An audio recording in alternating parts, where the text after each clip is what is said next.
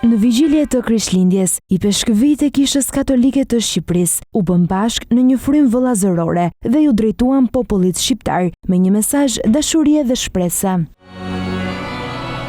Gjergj Meta, i peshkëvij i Rrëshenit, thekson rëndësinë e kësaj nisme.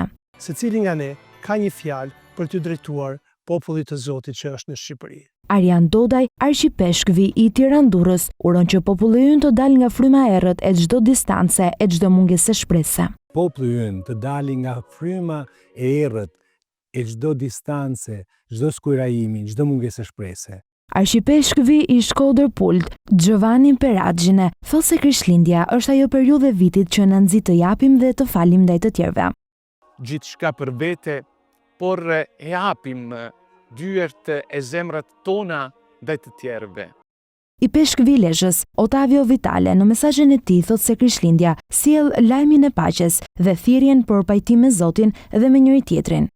Si mund të themi që i duam Zotin dhe e bëjmë vullnetin e tij, nëse nuk jemi të gatshëm të falim atë që na bën një ofendim.